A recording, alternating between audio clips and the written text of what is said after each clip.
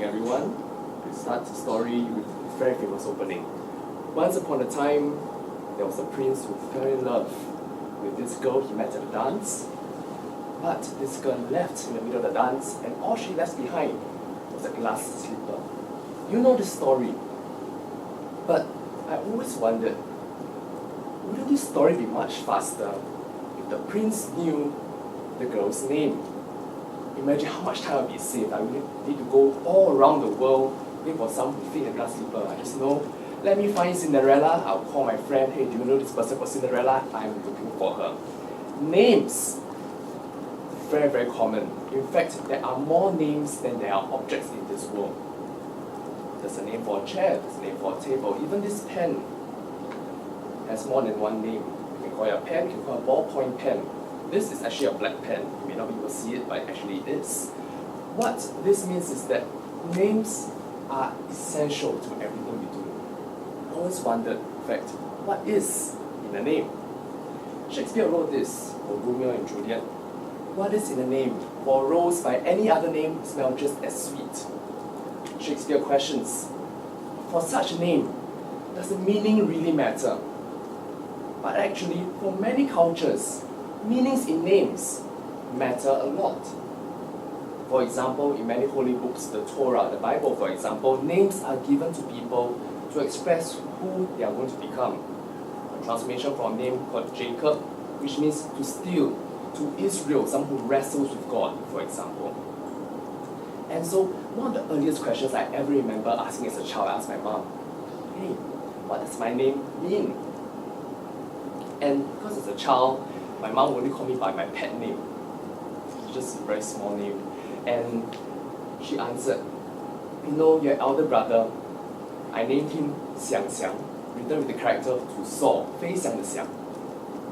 So my brother grew up exploring the world. He went to Japan when he was only 11 years old. He went through a lot of sports, taekwondo, black belt, lots of excitement. So she looked at me, she told me, at first, I wanted to name you Hang Hang, the word between to sail, to set sail in sea, similar to my elder brother. But then she thought again, I already have one son running around. I need someone to stay at home with me. And so she named me An An, Ping An the An. And so I looked at the name, the character, okay, it's very easy to write. In Chinese, it is written with a 宝盖头, a house on the top, and with a 女 in the middle. But didn't you give me a girl's name?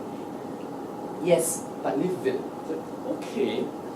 And so isn't it very typical of mothers to actually give names with meanings or what they expect their children to be?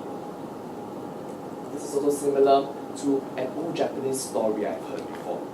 A name about someone named Jugemu. Jugemu in Japanese is written with the characters for unlimited life, literally 受限. Now, where do they get all these names from? They'll go over to the nearest temple. They'll ask, hey, master, what is the best name for my child? I want my child to grow up with a very long life. Now, keep in mind, this was very old Japan. Lifespans were not as long. So the mother, being, as all mothers do, very loving, wanted to give the child a name to represent how much she loved him by giving him a long life. So the master offered a few names, like going to a shop. He said, hey, $5 for this name, $10 for this name. But no, it didn't come to a price, it just came with an entire list. How about Jugemu, as I explained earlier, an unlimited life? And I thought, that's good. What other names are there?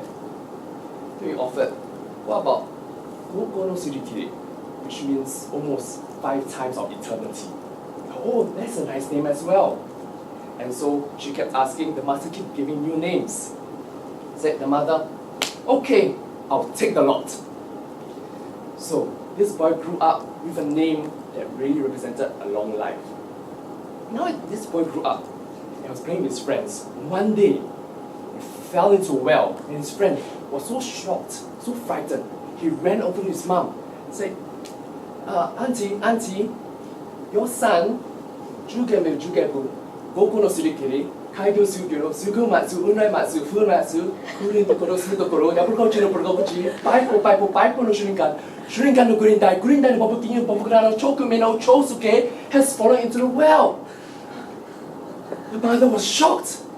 He said, are you telling me that my son Juma Goku is the Kaido Sugumatsu, Unaimatsu, Fumatsu, Yabukochi, Progochi, Paipo, Shrinkan, Gungai, Chokume no Chosuke, Gun has fallen into the well? Oh no, I must find help! And so she ran to the nearest shop. Said, you sell ropes. I need to save my son. Has fallen into the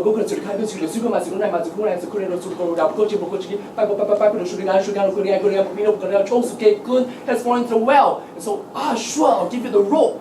Then she ran over to the next place, repeating the name over and over again to seek help for her son. And by the time she reached the well, his life ended. How ironic, isn't it, that a name intended to give the son long life actually would have caused him to die. It might be much faster if it's just called Chugenmu, or maybe just John. Hey, my son John, he needs help, quick. But meanings in names are everywhere. So I ask myself again, are meanings everything to a name? Maybe not. Then what else could it be? What is in the name then? We can take a more reductive approach. What if a name is just to identify someone? Something as simple as, hey, you. That could be a name, but can that really help to identify someone? There are two places in this world that name you using numbers. The first is prison. The second I've been to. So, when I was in the army, in the Singapore Army, they gave every single one of us enlistees something called a 4-digit number, 40 number so to speak. This number was very easy to remember because it told you which company you belong to, which platoon, which section, even up to which bed you slept on. Yes, just by telling someone your 4-digit number, you know where this person is sleeping. So we were required, and my name back then was N2110. Before we reported to our superiors, I had to first report my 40 number. I, N2110, recruit so-and-so, would like to meet with Sergeant so-and-so. Now, this worked pretty much well, and again, it was very, very efficient because all you need to do is to say these 4 numbers. But then one day, I was actually finishing up an exercise with my friends, and we were just washing up in the washroom. Suddenly, one of my friends, he started nose bleeding. Nose bled a lot. I have no idea what happened. It wasn't a very strenuous activity, but then we were all just staring at him. Brother, your nosebleed is not stopping at all. Let me go and get help. So I ran all the way down to the first floor, knocked on the door, and for a moment, I forgot my name. 4 numbers, 4 simple numbers. I forgot it. I realized, really, I didn't really identify the name. And it's so easy to forget something in such an urgent situation. What use then is a name? If I couldn't use it, what use then is a name? If I lost my voice by not identifying the name. Then, a few years on, I met one of my ex-colleagues. His name to us was Uncle Tan. We knew him affectionately as his Uncle Tan because even though he has his own name, he's so much older than us. We want to show him the respect accorded to such a senior employee. Now, there are many Uncle Tans, but to us, that was particularly special because whenever we mention in that context, I'm going out with lunch with Uncle Tan, we remember it is that person. Now, would this then qualify as a name as well? But there are so many Uncle Tans. I can just step out into any random McDonald's, Starbucks, I'll just shout, Tan! A lot of them will turn their heads for sure, I can assure you, in Singapore. But then, he was special. I realized probably it's not just the name itself that should have meaning or should identify you, but it is a name that connects you. And so I started thinking, sure, names have connections. And then I realized this actually applies on so many levels. For example, if you have read The Little Prince, we heard about it earlier this morning. In The Little Prince, he has a rose. Again, what is in the name? Or rose by any other name sounds just as sweet. But this was his very special rose. He saw many other roses throughout his journey. But for that is his rose. His rose is special. His rose gave him his connection. Names, firstly, then, give you connection to others. All of us, at some point, we have called our parents Papa, Mama, Daddy, Pa. These are not the most formal words, but these give us such intense connection with the people who are closest to us. Even when my elder brother calls me, Oi, I say, sure, I know he's calling me, and that is something that connected us. Isn't that a wonderful way? Okay, maybe not Oi, but father, mother, papa, mama. Such a wonderful way to connect with others. But that's not what all names can connect you to. Actress Uzoamaka Adoba recounted this story in an interview, that when she was much younger, growing up in America with a very clearly ethnic name, she found it so difficult to fit in that one day she couldn't take it anymore and she ran back to her mother. Mother, can I call myself Zoe instead? She said, why? You have such a beautiful name. Then Uzoamaka told her, but no one can pronounce my name. Why couldn't you give me an easier English name so that everyone can call me?